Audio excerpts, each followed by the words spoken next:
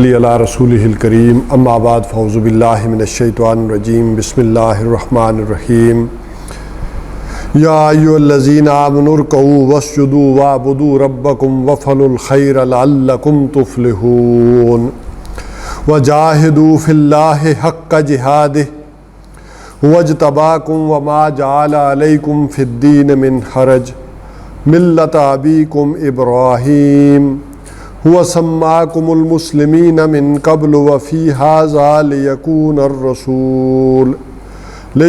الرسول شہیدا علیکم وتکونوا شہداء علی الناس فاقیموا الصلاة وآتوا الزکاة واعتصموا باللہ هو مولاکم فنعم المولا ونعم النصیر۔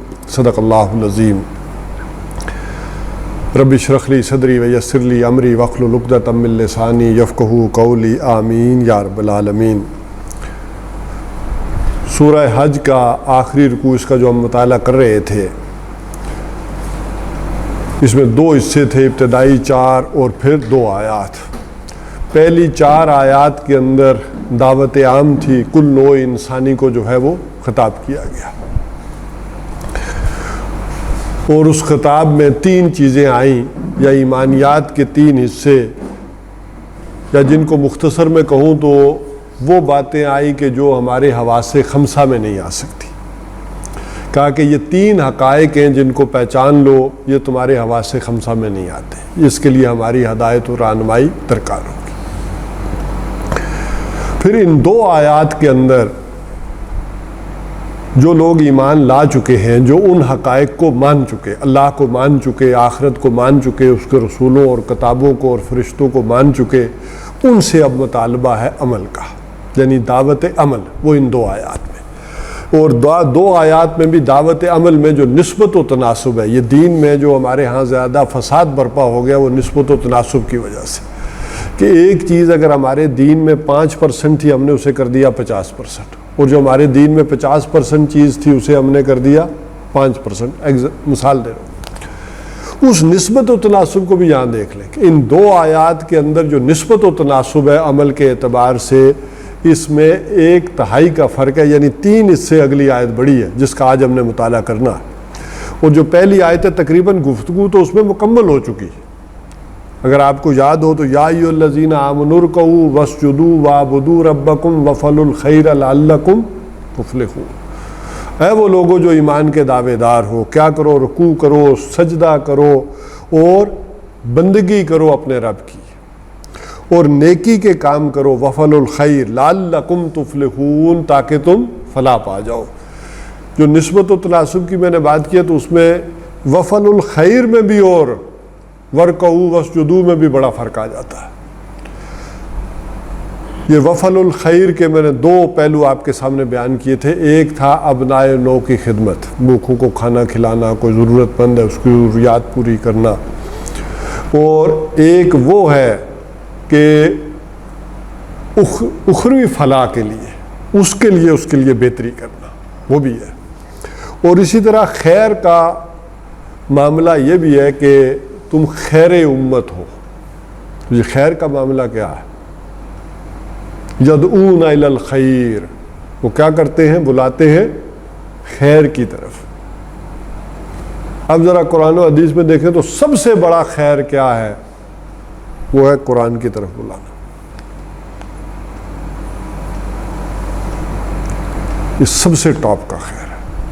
خیر میں کسی کو کوئی کانٹا راستے سے ہٹا دینا، وہ بھی خیر ہے۔ اور اس میں اور پچھلے سارے کام میں جو نسبت و تناسب ہے، اس کو میں صرف حوالہ دوں گا تو آپ لوگ کو چیزیں یاد آ جائیں گی کہ حضور صلی اللہ علیہ وسلم نے سے پوچھا گیا کہ ایک عالم اور عابد کے درمیان فضیلت کیا ہے؟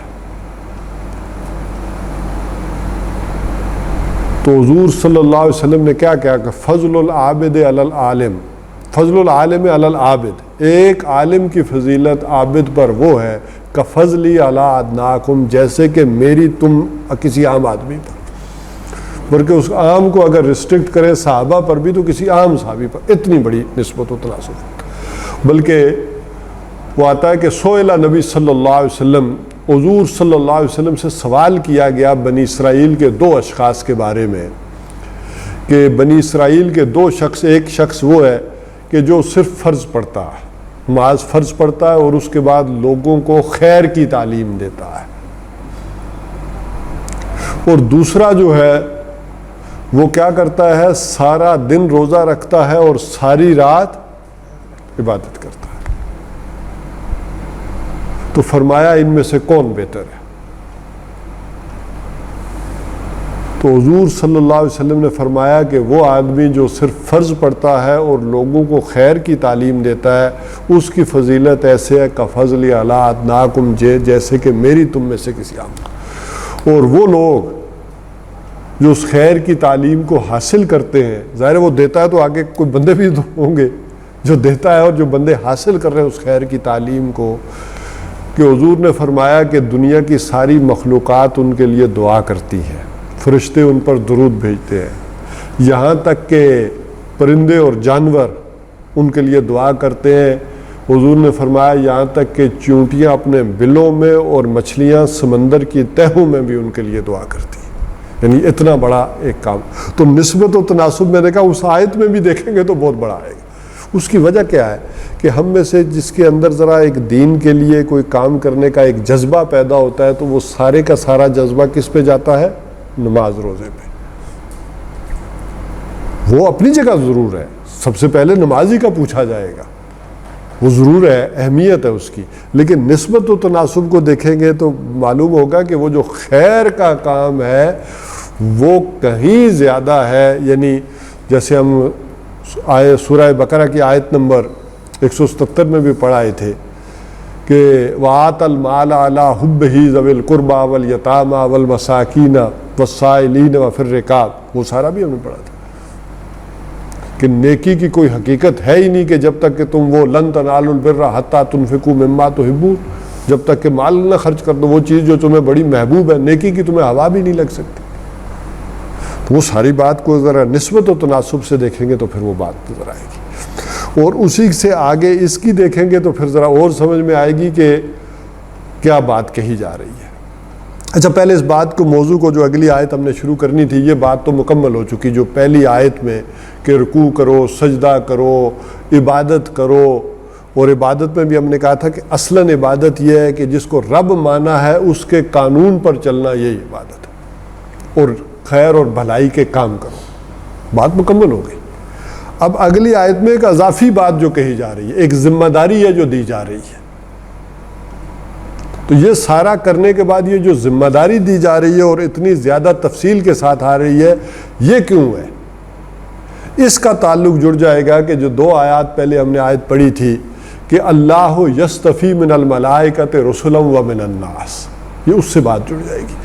وہاں وہ بات میں نے کی تھی کہ یہ رسالت کی 2 کڑیاں رہی ہیں، ایک اللہ چن لیتا رہا ہے فرشتوں میں سے بھی اور پھر انسانوں میں سے بھی، تیسری کڑی کے طور پر اب قیامت تک کے لیے کیا کر دیا گیا؟ اس امت کو جوڑ دیا گیا۔ یہ کیوں جوڑا گیا؟ وجہ کیا ہے؟ تو بنیادی بات ہمارے سامنے آئی تھی کہ اللہ تعالیٰ انسانوں تک اپنا پیغام پہنچانا چاہتا ہے، اور کیوں پہنچانا چاہتا ہے؟ تاکہ کوئی انسان قیامت کے دن یہ نہ کہہ سکے کہ اللہ مجھے پتہ نہیں تھا۔ اس کی ساری تفصیلات آپ کو یاد ہوں گی کہ کس انداز میں نے وہ بات سمجھائی تھی، اور یا میں مجبور تھا، تو دونوں چیزیں انبیاء نے ختم کی۔ اب ذرا ہم دنیا کا جائزہ لیتے ہیں تو یہ بات اللہ تعالیٰ نے حضرت آدم علیہ السلام کے وقت ہی کہہ دی سورہ بقرہ کے 4 رکوع میں کہ آدم کو میں بھیج رہا ہوں، علم دے کے بھیج رہا ہوں دنیا کا، لیکن فَإِمَّا يَأْتِيَنَّكُم مِّنِّي هُدًى فَمَن تَبِعَ هُدَايَ فَلَا خَوْفٌ عَلَيْهِمْ وَلَا هُمْ يَحْزَنُونَ، لیکن جب کبھی بھی جب میری ہدایت تمہارے پاس آئے گی، اس وقت کے لیے، اس دور کے لیے، اس لوگوں کے لیے، وہ اگر اس ہدایت کی اس دور کے لوگ پیروی کریں گے تو ان کے لیے کوئی خوف اور حزن نہیں ہوگا۔ لہٰذا وہ ہدایت حضرت آدم علیہ السلام سے شروع ہوئی اور اللہ تعالیٰ نے دی، پھر دنیا پرستی میں جب لوگ پڑے، دنیا کے لیڈروں نے غلط جو ہے وہ گائیڈنس جو ہے وہ دے کر دنیا کو گمراہ کیا اللہ تعالیٰ کی طرف سے، پھر ہدایت آ گئی۔ یہی وجہ ہے کہ حضرت نوح علیہ السلام آدم ثانی کہلاتے ہیں۔ آدم ثانی کیوں کہلاتے ہیں؟ کیونکہ دنیا میں پھر جو نسل چلی ہے ان کی سے، ایمان لائے ہوں گے ان کے ساتھ اور بھی بہت سارے لوگ، یہ نہیں ہے کہ نہیں لائے ہوں گے، کوئی بڑی سے بڑی روایت بھی کر لیں، کوئی 70 تو لائے ہی ہوں گے، اور قرآن تو ویسے کہتا ہے ما آمنہم الا قلیل، نہیں کوئی ان پر ایمان لایا مگر بہت ہی تھوڑے لوگ۔ تو قلیل کا اطلاق کریں گے تو شاید وہ لفظی طور پر تو شاید وہ 2-4 ہی بنیں گے، وہ تھوڑے ہی ہوں گے۔ تو انہی کی نسل سے پھر جو ہے وہ نبوت آگے چلی ہے، یعنی نوح علیہ السلام ہی کی اولاد میں۔ یہی وجہ ہے کہ سورہ آل عمران میں پھر جب وہ آغاز ہوتا ہے ایک دوسرے مضمون کا، تو ان اللہ اصطفیٰ آدم و نوح و آل ابراہیم، فوراً آدم علیہ السلام کے بعد حضرت نوح علیہ السلام کا تذکرہ آ جاتا ہے۔ اور پھر اسی کے بعد آپ کو معلوم ہے کہ ان کی قوم کے اندر بھی جب 1000 کے قریب برس گزر گئے، پھر ان کی اولادیں ہوئیں، آگے بڑھیں، تو حضرت ہود علیہ السلام آئے، اور حضرت ہود علیہ السلام پر جو لوگ ایمان لائے ان کو لے کر وہ ذرا پھر اوپر نکلے ہیں۔ یہ بالکل اگر دیکھیں تو یہ عراق اور یہ علاقہ جو ہے حضرت آدم علیہ السلام کا، یہاں سے رب خالی یہ جو یمن کا علاقہ ہے، یہ قوم ہود کا علاقہ آ گیا، اور یہیں سے پھر جو ہے وہ اوپر چلے گئے ہیں، پھر یہ آگے بڑھتے ہوئے یہ قوم عاد اور یہ سارے آگے تھوڑا تھوڑا آگے سفر ہوتا رہا ہے، یہاں تک کہ پھر یہ نکل کر بالکل اسی عرب کے اوپر ٹاپ کی طرف جو ہے وہ حضرت ابراہیم علیہ السلام بھی ادھر گئے عراق سے نکل کر، اور یہ بھی گھومتے ہوئے وہاں گئے ہیں۔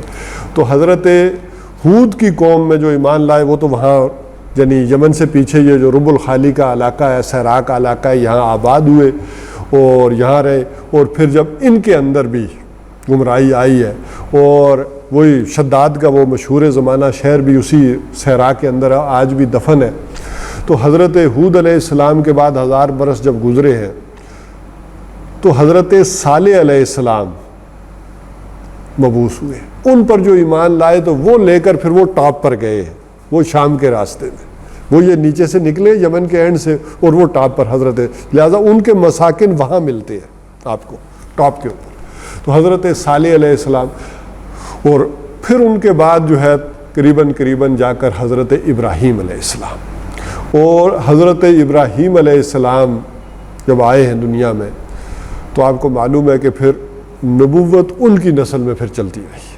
پہلے تو یہ ساری حضرت نوح علیہ السلام کی نسل میں، اور پھر حضرت آدم علیہ السلام کی نسل میں، وَإِذِ ابْتَلَىٰ إِبْرَاهِيمُ رَبُّهُ بِكَلِمَاتٍ فَأَتَمَّهُنَّ، وَإِذِ ابْتَلَىٰ إِبْرَاهِيمَ رَبُّهُ بِكَلِمَاتٍ فَأَتَمَّهُنَّ، کہ جب ابراہیم کو آزمایا ان کے رب نے چند باتوں میں، نکرا ہے تو چند باتیں، لیکن بڑی بڑی باتوں میں، یا چند باتیں ترجمے کے حساب سے بھی کریں تو کیا ہوں گی کہ وطن سے نکل جاؤ، بیوی کو وہاں چھوڑ دو، بیٹے کو ذبح کر دو، یہ چند کلمات، ذرا سوچے کہ کتنے بڑے کلمات۔ تو آزمایا تو پھر اس کے بعد انہیں انعام کیا دیا،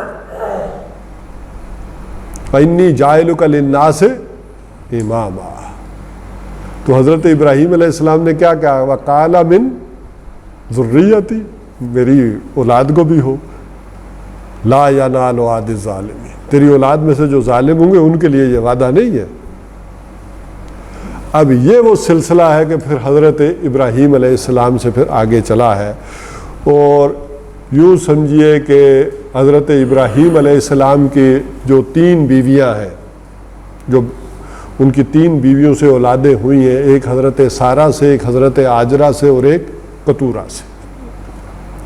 حضرت ہاجرہ علیہ السلام ان کو آپ کو معلوم ہے کہ پھر حضرت اسماعیل اور پھر قریش، اور حضرت سارہ سے حضرت اسحاق اور حضرت یعقوب، حضرت یعقوب کے بڑے بھائی بھی ہیں ایک، حضرت یعقوب کا نام یعقوب اس لیے پڑا کہ ان کے بڑے بھائی جو عیسو تھے یہ جڑواں پیدا ہوئے، یعقوب اس لیے کہتے ہیں عقب، یہ ان کی ایڑیاں پکڑے پیدا ہوئے، یعنی حضرت جو عیسو ہیں وہ پہلے پیدا ہوئے، اور اس کے چند سیکنڈ بعد یا منٹوں بعد پھر حضرت یعقوب علیہ السلام پیدا ہوئے۔ حضرت عیسو کا ذکر زیادہ تاریخ میں نہیں ملتا، چونکہ یہودیوں نے اپنے سوا کسی کی تاریخ اور چیزیں محفوظ نہیں رکھی ہیں۔ تو حضرت یعقوب علیہ السلام کے پھر کیا ہیں 12 بیٹے، انہی سے 12 قبیلے اور بنی اسرائیل۔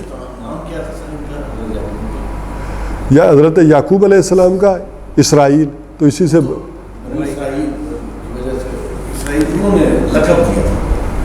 جی دیکھیں نا،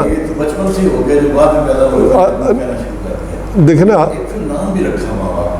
نام یسوع رکھا پہلے بیٹے کا، تو ان کا یعقوب رکھ دیا نا، شاید قرآن یعقوب ہی یعقوب ہی کہتا نا، یعقوب رکھ دیا. ہاں تو یعقوب ان کا نام رکھ دیا، لیکن یہ نام بھی اسرائیل بھی ان کا نام تھا. اسرائیل اس لیے کہ ایک صفت کے طور پر تھا کہ اسر کہتے ہیں عبرانی زبان میں قیدی کو، اور ایل کہتے ہیں اللہ کو. اسرائیل اللہ کا قیدی یا اللہ کا بندہ، جس کو اگر ہم اپنی زبان میں ترجمہ کریں عربی میں تو عبداللہ کے معنوں میں، یعنی عبداللہ، اسرائیل کا ترجمہ عبداللہ ہو جائے گا. تو اب یہ والا جو پورشن ہے پھر چلا 12 بیٹوں سے یہ پورا سلسلہ آگے بڑھا ہے. اور پھر ان میں جو سلسلہ نبوت چلا ہے، یعنی حضرت ابراہیم علیہ السلام کی نسل میں، وہ جو میں نے کہا تیسرا ایک بھی ہے، بنو قطورہ سے جو بیٹے تھے ان کے حضرت ابراہیم علیہ السلام کے، ان سے حضرت شعیب علیہ السلام. اور یہ جو سلسلہ چلا ہے بنی اسرائیل کا مشہور و معروف، اس میں تو حضرت موسیٰ علیہ السلام سے لے کر حضرت عیسیٰ علیہ السلام تک 1400 سال میں کبھی نبوت کا تار ٹوٹا ہی نہیں، وہاں سے شروع ہوا ہے اور حضرت عیسیٰ علیہ السلام تک مسلسل نبی رہے. جس کو حضور صلی اللہ علیہ وسلم کے جو حدیث کا جو مفہوم ہے یا الفاظ ہے وہ یہ ہے کہ حدیث کے جو الفاظ ہے، کانت بنو اسرائیل تسوسہم الانبیاء کلما ہلک نبی فخلف نبی، کہ بنی اسرائیل کی سیاست کی زمام کار بھی انبیاء کے ہاتھ میں تھی. اور سیاست ان معنوں میں نہیں جو ہمارے سیاستدان اور یہ بدنام زمانہ سیاست ہے، بلکہ وہ سیاست اس زمانوں میں جو گائیڈ لائن دیتے تھے لوگوں کو، ان کے مقصد کی طرف جو ان کا جو پوٹینشل ہے اس کو ظاہر کر کے اس کو تربیت دے کے اللہ سے جوڑنا، وہ کام تھا. تو اس اعتبار سے وہ سارا یعنی لیڈرشپ، امامت، وہ ان کے پاس رہی. وَقَالَ إِنِّي جَاعِلُكَ لِلنَّاسِ امامہ والی تھی، وَقَالَ مِن ذُرِّيَّتِي، وہ امامت اور لیڈرشپ ان کے پاس رہی دنیا میں. اور 1400 برس میں کوئی لمحہ نہیں آیا کہ ان میں پیغمبر نہ ہو. 2 پیغمبر بھی رہے، 3 بھی رہے، حضرت موسیٰ علیہ السلام، حضرت ہارون علیہ السلام، 2. ادھر آخر میں بھی جائیں تو حضرت زکریہ ہے، حضرت یحییٰ ہے، حضرت عیسیٰ ہے، 3. ٹھیک ہے، حضرت زکریہ پہلے وفات پا گئے، لیکن حضرت یحییٰ اور حضرت عیسیٰ علیہ السلام تو رہے. تو 2 اس انداز سے چلا ہے. اور پھر 600 برس کا وقفہ آیا. 600 برس وہ گزرے ہیں کہ جن میں کوئی نہیں تھا. یہ بڑی اہم بات ہے. اور 600 برس کے وقفے کے بعد پھر آئے ہیں محمد الرسول اللہ صلی اللہ علیہ وسلم. اور جب محمد الرسول اللہ صلی اللہ علیہ وسلم کس شاخ سے آئے ہیں؟ بنی اسماعیل. وہ بنی اسرائیل اور یہ بنی اسماعیل کی شاخ سے آئے ہیں. اور اس میں کوئی نبی نہیں گزرا تھا. آئے تو صحیح، لیکن حضرت ابراہیم علیہ السلام کی نسل کی اس شاخ میں سے آئے. اب ذرا سمجھیں کہ بات کو، یہ سلسلہ اللہ تعالیٰ کا جو اللہ تعالیٰ نے کہا تھا فَإِمَّا يَأْتِيَنَّكُم مِّنِّي هُدًى فَمَن تَبِعَ هُدَايَ فَلَا خَوْفٌ عَلَيْهِمْ وَلَا هُمْ يَحْزَنُونَ، کہ میری ہدایت آتی رہے گی. اور نبوت جیسے کہ میں نے عرض کیا تھا کہ یہ رحمت ہے، وہ بھی میں نے ڈیفائن کیا تھا کیسے رحمت ہے. تو اب یہ سلسلہ جو ہے وہ رک کیوں گیا؟ لوگ تو موجود ہیں، بلکہ پہلے سے زیادہ موجود ہیں. جتنے انسان پہلے دنیا میں نہیں تھے اس سے زیادہ انسان موجود ہیں. اچھا، برائیاں اس سے زیادہ ہیں. حضرت ابراہیم علیہ السلام تک تو لگتا ایسا کہ لوگوں میں شرک کی برائی تھی، کوئی اور زیادہ خاص برائیاں نہیں آئی. یعنی حضرت آدم علیہ السلام سے، حضرت نوح علیہ السلام سے لے کر حضرت ابراہیم علیہ السلام تک جو بھی 3-4 ہزار سال بنتے ہیں، یہ سارے کے سارے شرک پر مبنی باتیں آتی ہیں. اور شرک بھی لوگ کیوں کرتے تھے؟ اللہ تک پہنچنے کے لیے. کوئی ایسا مسئلہ بھی نہیں تھا کہ وہ تھا کہ یہ اللہ کے مقربین ہیں یا انہیں کوئی اختیار ہے. اللہ کو مانتے تھے جتنے بھی مشرک تھے. یہ صرف اللہ کے پہنچنے کا ایک ذریعہ تراشتے تھے اور کرتے تھے. آج ذرا اس فضا کا نام لیں تو یہاں کوئی خدا ودا نہیں ہے. جسے ہم کہتے ہیں نا گاڈ لیس سوسائٹی کا تصور آ گیا. بلکہ خدا کی بجائے مادہ پرستی کا دور جو ہے جسے کہتے ہیں دنیا میں آ گیا. کہنے کو تو دنیا میں مذہب یہودیت بھی ہے اور عیسائیت بھی ہے اور اسلام بھی ہے، تو حقیقت میں دیکھیں تو پوری دنیا کا مذہب تو بے خدائی پر مبنی ہے. پہلے چلے کوئی مانگتا تھا تو کسی دیوتا سے تو مانگتا تھا نا، کسی دیوتی سے وہ بھی کم ہو گیا معاملہ. وہ میں ذرا پوری دنیا کے رجیم کے حوالے سے بات کروں تو وہ بھی کوئی فرانس والے بھی تھے تو ان کی بھی کوئی دیوی دیوتا تھا. کوئی حضرت عیسیٰ علیہ السلام کو بھی اب کون خدا کا بیٹا، وہ سے عقیدے کے درجے میں بات ہو گئی ہے، وہ اس طرح کی لو لگا کے کون پوچھتا اور کرتا. یعنی اتنی بڑی گمراہی، تو یہ شرک سے اوپر کی گمراہی آ گئی ہے. جو میں عرض کر رہا تھا کہ اب گمراہی بلکہ زیادہ ہے. اچھا، حضرت شعیب علیہ السلام کی قوم کیوں جو ہے وہ ہلاک ہوئی؟ کرپشن کرتے تھے نا. کتنی بیچارے کرپشن کرتے تھے. اس زمانے میں تو کوئی الیکٹرانکس بیلنسز بھی نہیں تھے، کوئی اس طرح کے جسے کہتے ہیں نا ترازو میں وہ کہتے تھے ڈنڈی مارنا. آج بھی ہوتا ہے نا فلانے نے ڈنڈی ماری ہے، تو ڈنڈی مارنا کیا ہوتا تھا پرانے زمانے میں؟ آپ نے دیکھا ہوگا ترازو میں ایک وہ ڈنڈی ہوتی تھی، وہ بیچ میں ایک سوئی ہوتی تھی، تو اگر وہ آدمی ترازو کی ڈنڈی کو ذرا سا ٹیڑھا پکڑ لے نا اوپر سے تو وہ سوئی پہلے ہی برابر ہو جاتی تھی. کوئی آدھا ٹانک کے لیے کچھ اس کے لیے یہ ہو جاتا تھا. ڈنڈی مارنا اتنا ہوتا تھا. کپڑا زور سے کھینچ کر ناپے تو کتنا کر لیں گے؟ 1 انچ کی ڈنڈی مار دیں گے. آج جو کرپشن ہے، آج جو ڈنڈی ماری جاتی ہے، سود کو تو چھوڑے، وہ تو ٹھیک ہے پورے سرمائے دنیا کے اور قوموں کے کس انداز میں ہوتے ہیں، لیکن بالکل ایماندار قوموں اور مسلم قوموں میں بھی دیکھیں پیٹرول پمپوں میں کیا ہوتا ہے؟ پورا ملتا ہے پیٹرول. شاید ہی کوئی چند گنے چنے پیٹرول پمپوں جہاں پیٹرول تو ڈنڈی مارے رہے کہ نہیں مارے بحیثیت کو. اچھا، پھر آپ یہ جو کنسٹرکشن آپ نے گھر شر بنائے ہوں گے، مجھے بتا دیں کبھی آپ کی بجری اور ریت پوری نکلی ہو؟ جب بھی منگوائیں گے تو وہ ڈنڈی مارے گے اس میں. ریاستی سطح پر بھی دیکھیں گے تو بجلی کے میٹر ہیں، لوگوں کو آپ نے سنا ہوگا کہ یہ پہلے والا میٹر اور چلتا تھا، یہ والا تیز چلتا ہے. 1000 کے کلو واٹ ہوتے تھے، اب 800 کے کلو واٹ ہم نے پروگرامنگ کر کے ڈال دی ہے. آج وابڈا کے ایک وہ آئے ہوئے تھے بندے، ہم نے کوئی ٹرانسفارمر لگوانا تھا تو ایسے ہی میں ان سے گپ شپ کر رہا تھا، تو ان کی درد دل والا معاملہ اپنا تھا. کہنے لگے یار یہ بند کریں ایف بی آر کو اور سب کو، جب سب کے ٹیکس ہم نے لینے، جوتیاں ہم نے کھانی ہے. محکمہ ٹی وی کا ہے لیکن ہمارے بل میں ڈالا ہوا ہے. ٹھیک ہے، ہمارا بل تو تھوڑا ہوتا ہے، اس میں ٹی وی کا بھی ہم لیتے ہیں، ریڈیو کا بھی ہم لیتے ہیں، وہ جو ایف بی آر کا ٹیکس ہے وہ بھی ہم کلیکٹ کرتے ہیں، اور جتنا ہمارا بل ہے اتنے ہم ٹیکس، وہ تو ہم ٹیکس کٹھے کر کے دے رہے ہیں. ہم بجلی کا کب لے رہے ہیں؟ آپ سارے ہمیں وہ بھی ٹھیک ہے، وہ چلتا ہے. ہاں سب سے بڑا وہ ہے وہ جو خود لیتے ہیں. جی، اب یہ والا جو ہے وہ دیکھیں کہ یہ میں عرض کر رہا تھا کہ یہ جو کرپشن ہے یا ڈنڈی مارنا ہے، یہ پورے طور پر جو ہے وہ جاری ساری ہے. یعنی برائیوں کی میں بات کر رہا تھا زیادہ. اچھا، قوم لوط کیوں ہلاک ہوئی؟ مردوں کے ساتھ ملوث تھے. آج اس سے کہیں زیادہ نہیں، پوری دنیا میں یہ کنسیپٹ ہے، اب لیگلائز ہو گیا. گیز ہو یا لیسبین یا میں اس کے کیا کروں، انہوں نے تو شاید وہاں قرآن تو یہ نہیں کہتا عورتیں بھی عورتوں کے ساتھ تھی،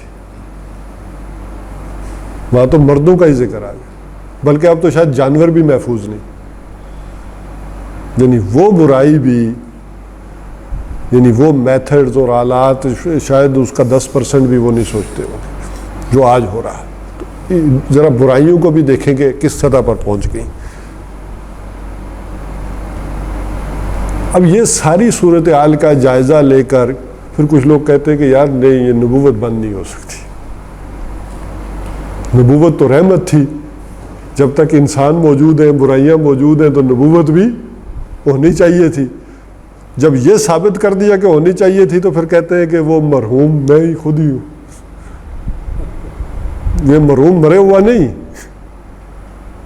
مرحوم جس پر رحمت ہو گئی ہے، تو وہ رحمت تو مجھ پر اتری ہے، وہ رحمت آنی شروع ہو گئی ہے، اور مانو پھر مجھے. سارا چکر یہ ہے. اب دیکھیں کہ مسئلہ کیا ہے، وہ اس رکوع کی روشنی میں سمجھیں. اللہ تعالیٰ نے ایک سلسلہ شروع کیا کہ یہ ہدایت آتی رہے گی. یہاں آ کر کہا کہ یہ ہدایت کیا ہو گئی؟ مکمل ہو گئی، کامل، پروجیکٹ مکمل ہو گیا. تو جب کوئی پروجیکٹ مکمل ہوتا ہے تو بند کر دیا جاتا ہے، پھر اس کو سیو کیا جاتا ہے، حفاظت کی جاتی ہے، پھر پروجیکٹ آگے نہیں چلایا جاتا. اللہ تورات بھی تھی، زبور بھی تھی، انجیل بھی تھی. اللہ تعالیٰ نے ہدایت کہا، الہدا کسی کو نہیں کہا. اب الہدا آگے، دی گائیڈنس، کمپلیٹ گائیڈنس یہ آگے. لہذا جب کامل ہدایت آ گئی تو اب مزید اس کی ضرورت نہیں تھی، یہ مکمل کر دیا اللہ تعالیٰ نے پروجیکٹ اپنا، لہذا اس کو بند کیا. لیکن اس کا ایک حصہ بند کیا. دیکھیں، ایک ہے نبوت، ایک ہے رسالت. نبوت کیا ہے؟ اللہ سے، اللہ اور بندے کا کنٹیکٹ، فرشتہ تھرو فرشتہ ہو، ڈائریکٹ ہو اللہ ہو. اور رسالت کیا ہے؟ پہنچانا. رسالت کیا ہے؟ بندوں کو پہنچانا. نبوت کیا ہے؟ اللہ سے لینا. یعنی اگر یہ دو انٹینے ہوتے ہیں نا، جیسے سمجھ لیں تو ایک انٹینا ریسیونگ ہے نبوت، اور ایک انٹینا جو ہے وہ ڈیلیور کر رہا ہے رسالت والا. تو یہ والا کام جو تھا یہ بند ہو گیا، اور یہ والا قیامت تک کے لیے رسالت والا، پہنچانے والا، یہ جاری ہے. اچھا، اسی میں وہ ایک جو گڑبڑ ہوتی ہے، حضرت عیسیٰ علیہ السلام بھی آئیں گے، نبی وہ ہیں، ہوں گے اس وقت بھی، لیکن کس کی رسالت میں ہوں گے؟ محمد الرسول اللہ کی رسالت میں ہوں گے. اس کو سمجھیں. نبی وہ اپنی جگہ اس وقت بھی موجود ہے، لیکن حضور کی رسالت میں. تو رسالت کا سلسلہ جاری ہے، اور وہ رسالت کا سلسلہ وہ پہنچانے کے لیے لوگوں تک وہ ذمہ داری اب انبیاء کی بجائے کس کی لگا دی؟ اس امت کی لگا دی. ہر فرد کی. جی، ہر فرد کی. اب وہ آتے ہیں اس طرف. ابھی تو میں کہتا ہوں پہلے اس کو کنسپٹ کو کلیئر کریں. اور مزید کیا کیا کہ وہ جو ہدایت تھی اس کو کیا کہا؟ میں نے محفوظ کر دیا. ٹھیک ہے، انا نحن نزلنا الذکر و انا لہ لحافظون. ہدایت کامل ہی نہیں کہ بلکہ محفوظ بھی کرتی. اب یہاں ذرا جو عام طور پر ایک غلطی ہوتی ہے یا گڑبڑ ہوتی ہے، آج میں چاہ رہا تھا کہ اس پہلو کو بھی اس کے ساتھ جوڑ لیں. یہاں اللہ تعالیٰ نے الفاظ کیا استعمال کیے؟ انا نحن نزلنا الذکر. یہ ذکر ہم نے محفوظ کیا. یہ بات سمجھ لیں کہ اللہ تعالیٰ نے جب یہ ہدایت بھیجی تو اس کو ذکر اس لیے کہا، یا کہتے ہیں قرآن کہتا ہے کہ قرآن کے الفاظ کے وہ معنی، وہ مفہوم، وہ عمل جو محمد الرسول اللہ صلی اللہ علیہ وسلم نے معین کیا، یہ ذکر بنتا ہے. ذکر کیا ہے؟ قرآن اور رسول مل کے ذکر بنتے ہیں.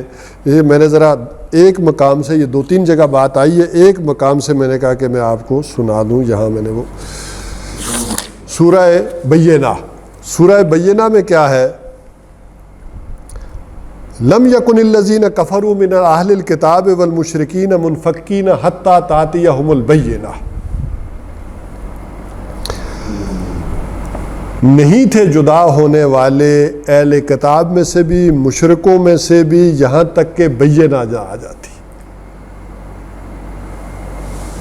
یعنی نیک لوگ تو معاشرے میں موجود تھے نا، اہل کتاب میں بھی موجود تھے، مکہ والوں میں بھی موجود تھے نا. ظاہر کے اعتبار سے دیکھیں گے تو ابو جہل ہے اور حضرت عمر ہے، ایکٹیویٹیز دیکھیں ملتی جلتی ہوں گی. حضرت ابوبکر صدیق رضی اللہ تعالیٰ عنہ ہے، موتم بن عدی ہے، ابو طالب ہے، ایکٹیویٹیز دیکھیں. تو یہ جدا ہونے والے نہیں تھے جب تک کہ بینہ نہ آ جاتی.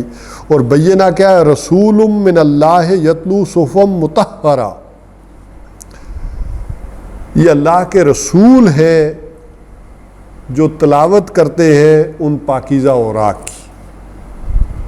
یہ مل کے بینہ.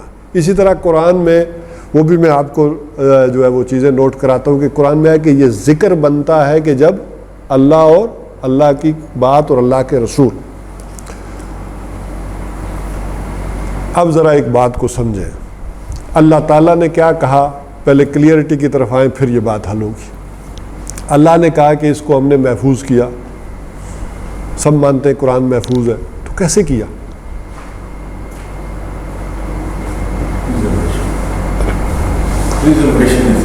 کیسے کی؟ ہمارے پاس تو یہ کتاب میں ہے نا. تو اللہ نے محفوظ کیسے کیا؟ عالم اسباب میں سبب انسان بنے، اور وہ اسباب کیسے بنے ہیں؟ آپ کو معلوم ہے کہ جب ایک جنگ میں حفاظ کی بڑی تعداد شہید ہو گئی تو ضرورت محسوس کی گئی کہ اس کو لکھ لیا جائے. جب ضرورت محسوس کی گئی تو کیا ہوا؟ لکھا. کیوں؟ کہ یہ جن کے سینوں میں ہے وہ ختم ہوتے جا رہے ہیں. تو لہذا بنائی. حضور نے تو کوئی حکم نہیں دیا تھا نا، بلکہ حضرت ابو بکر صدیق رضی اللہ تعالیٰ انہوں نے تو پہلے رجسٹ کیا کہ بھائی حضور تو یہ کہہ کے نہیں گئے، نہ کہ خود کیا تو میں وہ کام کیسے کر دوں. لیکن جس طرح ہم بدعت کو ڈیفائن کرتے ہیں تو پھر تو معاملہ یہاں بہت بڑا آ جائے گا. لیکن کیا گیا.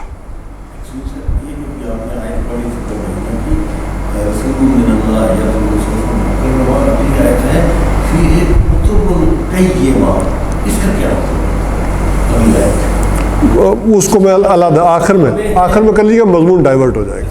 ٹھیک ہے.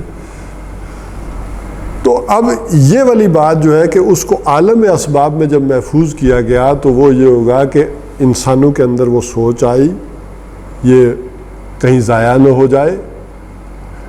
وہ کہہ سکتے تھے نا جب ذمہ اللہ نے لیا تھا ہمیں کیا کرنے کی ضرورت ہے.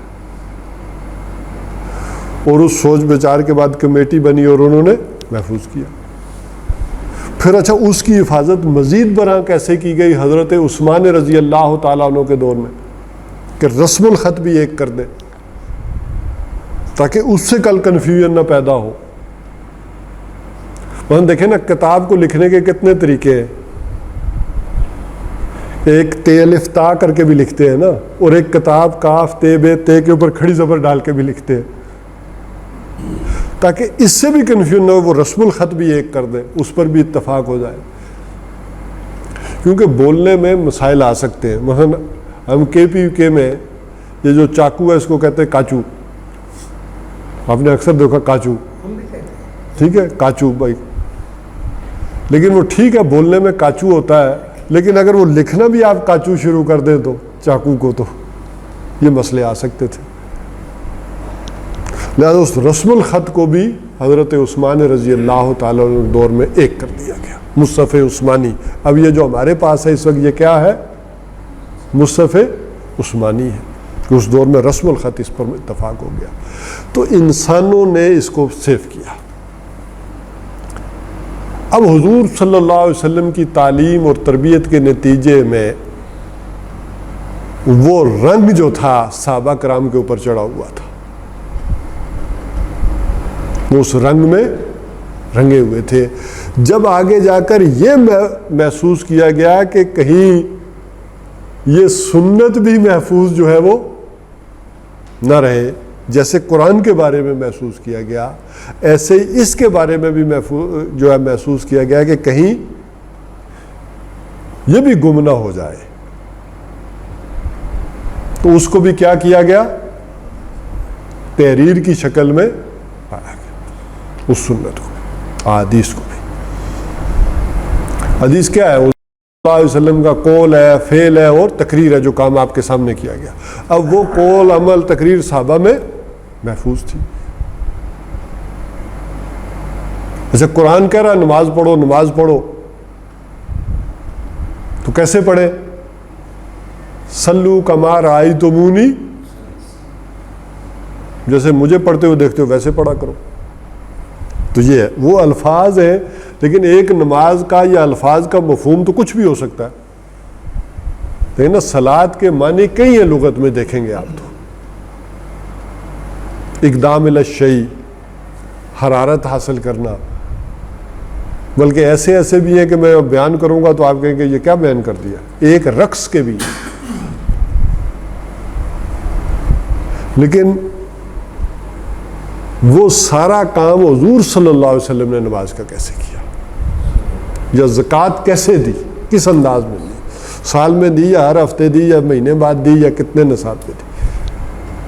تو اب جب یہ بھی خطرہ ہوا تو یہ اس کو بھی پھر احادیث کو بھی کیا کیا گیا، محفوظ کر لیا گیا. اور اس کے اوپر جو کام ہوا ہے، جو ریسرچ ورک ہوا ہے، وہ اندازہ نہیں کر سکتی کہ دنیا کا بہت بڑا ریسرچ ورک ہوا ہے. آج آپ کے وہ گیلپ سروے والے 8 آدمیوں کو محلے میں کھڑا کر کے، ادھر ادھر کھڑا کر کے، بات چیت کر کے تو ایک رپورٹ شائع کرتے ہیں. آپ اور ہم سب مان لیتے ہیں کہ نہیں؟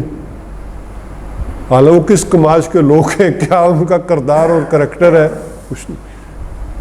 تو وہاں تو جن لوگوں نے یہ کام کیا ہے، انہوں نے اپنے پیسے سمندر میں پھینک دیے ساری دولت کے، کہیں مجھ پر جھوٹا الزام بھی نہ لگ جائے.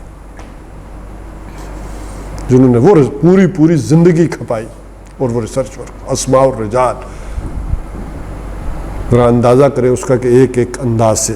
تو وہ سنت بھی محفوظ ہوئی، قرآن حکیم جیسے محفوظ ہوا ویسے ہی وہ عمل اور سنت بھی محفوظ کر دی گئی.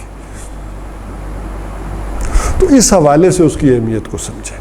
تو یہ ہے وہ شے کہ جس کو اللہ تعالیٰ نے محفوظ کرنے کا وعدہ کیا، اور محفوظ کی وہ انسانی عمل اور ہاتھوں سے ہی، قرآن بھی اور سنت. اگر وہ آبجیکشن یہاں حدیث پہ لگتا ہے تو کیا قرآن حکیم پہ نہیں لگایا لوگوں نے؟ آپ پڑھیں تو دنگ رہ جائیں گے کہ کیا کیا الزامات لگ گئے. ہمارا تو ایمان ہے کہ قرآن محفوظ ہے، تو ذرا ان مسلمانوں کا بھی اندازہ کریں کہ جو کہتے ہیں کہ یہ سیف نہیں ہے.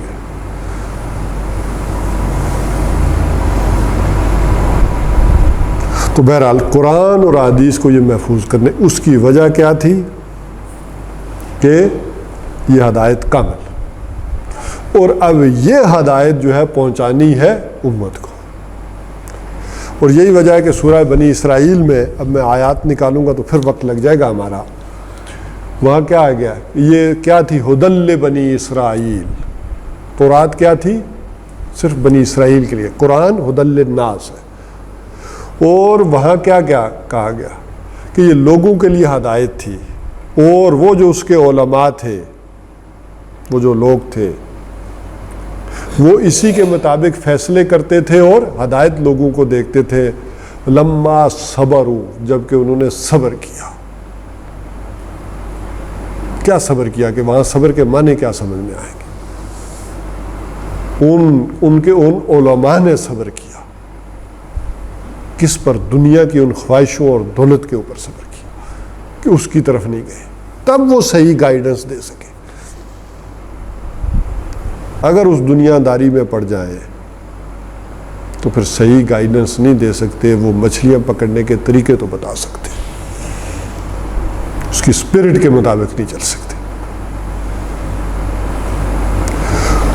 تو اس انداز میں ذرا اگر بات سمجھیں تو تیسرا اقدام جو ہے وہ کیا کیا گیا، بلکہ پہلا اقدام اللہ تعالیٰ نے کہا ہدایت کامل ہو گئی، پہلا قدم سیف.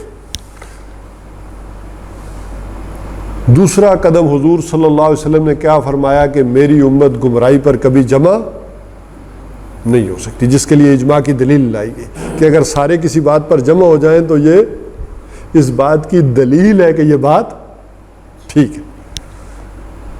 اور تیسری کہ ایک گروہ حق پر رہے گا. جیسے میں نے کہا وہ کون سا گروہ حق پر رہے گا؟ ہم کہتے ہیں فلانا ہے فلان نہیں. ہر پارٹی یا گروہ میں وہ لوگ جو صحیح ہوں، لما صبر ہو، جنہوں نے صبر کیا ہوا ہو ان چیزوں کے اوپر. اسی لیے علماء کو کیا کہا گیا؟ یہ کس کی مانند ہے؟ انبیاء بنی اسرائیل کی مانند ہے. اور بنی اسرائیل کے ان انبیاء کا معاملہ کیا تھا؟ لما. اور ان کے علماء کا صبر، جن کی صفت بیان کی گئی اس معاملے. تو یہ تھی وہ سیفٹی اور یہ چیز کہ یہ اب یہ جو بات ہے یہ چونکہ ساری ڈیلیور کرنی ہے کس کو؟ دنیا کو. یہ ذمہ داری تھی جو اب اس امت کی لگ گئی، جو پہلے لوگوں کی نہیں لگتی تھی، انبیاء کی ہوتی تھی. اب ذرا یہ چیز ذہن میں رکھتے ہوئے اب ذرا ان آیات کو ہم پڑھیں گے اور پھر ان کو سمجھیں گے اس پس منظر میں، تو پھر بات سمجھ میں آئے گی. وہ کیا تھا؟ وَجَاهِدُوا فِي اللَّهِ حَقَّ جِهَادِ، اور اللہ کی راہ میں جہاد کرو جیسا جہاد کرنے کا حق ہے. پہلے حصے میں کیا پڑھا ہم نے؟ ما قدر اللہ حق قدر. انہوں نے اللہ کی قدر نہیں کی جیسا قدر کرنے کا حق تھا، اور یہ انہوں نے مان کر وہ کام نہیں کیا جیسا کام کرنے کا حق تھا. اب یہ دونوں باتیں جڑیں گی. وہاں بات علم کی آ گئی. ان کی علم، ان کی سوچ، ان کی معرفت جہاں تک جانی چاہیے تھی وہاں تک نہیں گئی. ہم نے پڑھا تھا کہ شرک کیوں کرتے ہیں لوگ؟ معرفت میں کمی آ گئی، وہاں پہنچ نہیں سکے. ما قدر اللہ حق کا قدر، ان کو جیسا کرنا چاہیے تھا ویسا علم، ان کی معرفت وہاں نہیں پہنچی. اور جنہوں نے مان لیا ہے، ان کو جو عملی جدوجہد کرنی چاہیے تھی، جو محنت کرنی چاہیے تھی اس کی راہ میں، وہ نہیں کی. یہ بنتی ہے بات. آپ کہہ لیں اس کے ساتھ اگر توازن کے ساتھ جوڑیں گے تو وَجَاهِدُوا فِي اللَّهِ، ویسے عام طور پر جہاد کے ساتھ فی سبیل کی اصطلاح آتی ہے، لیکن یہاں سبیل نہیں ہے. سورہ عنکبوت کے آخر میں بھی سبیل نہیں ہے. یہ جو مکی دور میں رہا ہے معاملہ نا، اس میں سبیل نہیں آیا. یہ بطور اصطلاح آ کر مدنی دور میں فی سبیل اللہ ہوئی ہے. وہاں بھی کیا ہے؟ والذین جاہدوا فینا لنہدینہم سبلنا ومن جاہد فانما یجاہد لنفسہ. تو جو لوگ ہماری راہ میں جدوجہد کرتے ہیں، محنت کرتے ہیں، تو ہم کیا کرتے ہیں؟ انہیں، ان کے لیے راستے کھولتے چلے جاتے ہیں. رفتہ رفتہ یہ معاملہ آتا ہے. تو یہ کوشش بھی وَجَاهِدُوا فِي اللَّهِ حَقَّ جِهَادِهِ، اور جدوجہد کرو، محنت کرو جیسا کہ اس کا حق ہے. هُوَ اجْتَبَاكُمْ،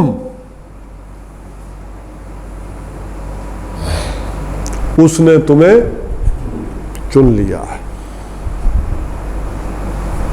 اب چنا جاتا ہے کسی کام کے لیے، کسی مقصد کے لیے. یہ شاید میں نے پچھلی دفعہ تھوڑا سا ہلکا سا اشارہ دیا تھا کہ دو چیزیں آتی ہیں، ایک استفاء اور ایک اجتباء.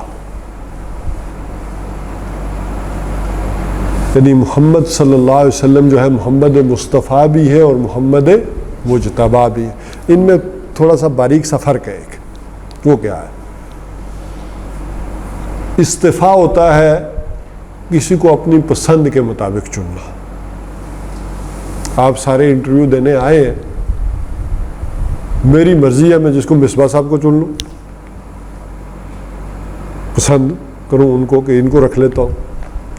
اور اجتباء کیا ہے؟ کہ سلیکشن کرنی گریڈیشن کے مطابق، ان میں سے باصلاحیت کون ہے جس کام کے لیے میں نے چننا. ایک ہے ٹو چوز، ٹو پک، وہ استفا ہے. مطلب گلاب کا گلدستہ ہے, گلاب کی کیاری میں سے آپ نے ایک, سارے گلاب ہیں لیکن ان میں سے آپ نے ایک پھول جو آپ کو اچھا لگا آپ نے چن لیا.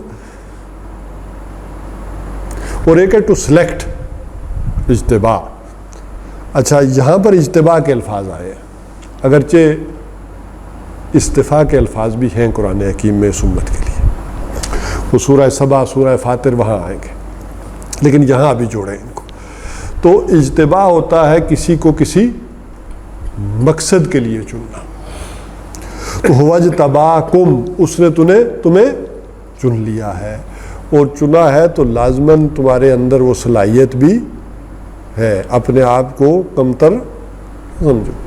اس نے یہودیوں کو چنا تھا تو یہودی بھی کم صلاحیت کے نہیں ہیں, راندہ درگاہ ہوئے ہیں, لیکن یہ نہیں کہہ سکتے کہ آپ وہ باصلاحیت نہیں ہے, ٹیلنٹڈ نہیں ہے. تو اس نے اب تمہیں چنا ہے. وہ پچھلی دفعہ ایک دفعہ میں نے بات کہی تھی تو شاید وہ سمجھ میں مشکل سے آ رہی تھی, تو کہا کہ بینکنگ, تو میں نے کہا بینکنگ دنیا میں یا یہودیوں نے چلائی ہے یا پاکستانیوں نے چلائی ہے. ورلڈ وائز بینکنگ اور تھنکنگ ان کے ہو رہی ہے. آپ بھی دیکھ لیں, آغا حسن عابدی حبیب بینک والا کو BCCI جی نے بنایا, عابدی صاحب, حسن برنی صاحب, کون لوگ تھے, ورلڈ وائز ان کا بینکنگ میں نام مانا جاتا. تھوڑی سی قدر کلام آفس میں آپ یہ بھی حیران ہو گئے کہ جو ہمارے ٹاپ کے بینکر ہیں نا شیعہ ہیں. کیوں سر؟ جی جی صحیح کہہ رہے ہیں آپ. نہیں وہ بسما صاحب صحیح کہہ رہے ہیں. اچھا محبوب الحق صاحب, آپ ذرا دیکھیں, آپ نے فارغ کیے تو لے گئے کون, ورلڈ بینک, اور کوریا والوں نے پھر انہیں وہاں سے ریٹائرمنٹ کے بعد لیا. کوریا میں جا کر انہوں نے ساری پلاننگ کی ہے. اور ایک دفعہ میں حیران ہوا, ڈاکٹر صاحب نے ہمیں بلایا تو یہ بگ بینگ تھیوری پڑھانے کے لیے ایک صاحب آئے ہوئے تھے, ڈاکٹر ابراہیم. یہ 94-95 کی بات ہے. تو میں ان سے ویسے پوچھا آپ امریکہ میں کرتے کیا, تو پتہ چلا کہ وہ امریکہ میں الاسکا میں جو اٹامک پروجیکٹ ہے اس کے ہیڈ امریکہ میں.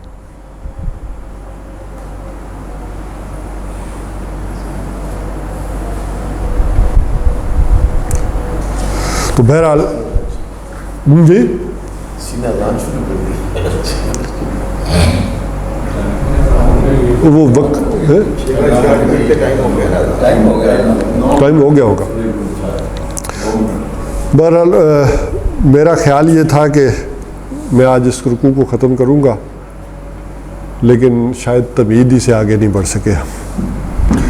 تمہید میں اس میں ٹائم لگ گیا, لیکن وہ بھی میں سمجھتا ہوں مفید ہی تھی جو چیزوں کو آج کے دور میں سمجھنے یا کرنے کے لیے. تو